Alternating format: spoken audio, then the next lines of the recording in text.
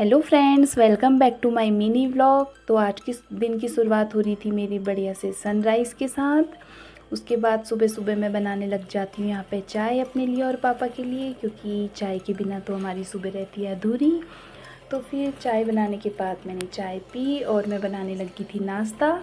नाश्ता करने तक देखा तो बाहर आ चुकी थी बहुत तेज़ की धूप, लग रहा था कि दिन हो गया है, लेकिन अभी टाइम हो रहा था 9 बजे का और मैं जाने लगी थी अपने काम को। तो यहाँ पे फिर मैं ले लेती हूँ अपना गेटअप, जो धूप में जाते समय मैं हमेशा रखती हूँ, सर दर्द हो जाता है वरना।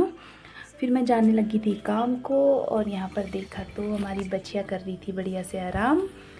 और यहाँ पर था मेरे घास का ढेर जो मैंने अभी तक इकट्ठा किया हुआ था। फ़िलहाल मैं इतना ही घास इकट्ठा कर पाई थी, तो आगे आगे देखते हैं मैं कितना घास इकट्ठा कर पाऊँगी।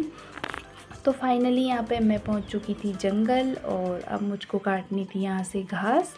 उसके बाद मैंने काट ली थी घास और घास भी कट के मेरी हो चुकी थी रेडी और अब मुझको लेके जाना था इसको घर।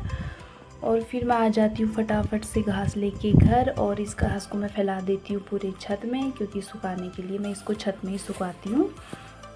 उसके बाद फिर मैंने देखा जो थाल में रख के गई थी धूप में, ये भी अच्छी तरीके से सूख गई थी। ये थी करवा चौथ की थाली जो सही से बन चुकी थी मेरी, मुझे अच्छी लगी थी क्योंकि ये मैंने बनाई थी। और यहाँ पे पापा ने फैला रखी थी राजमा खेत से ला के तोड़ के, क्योंकि धूप अच्छी खासी आ रही थी आजकल।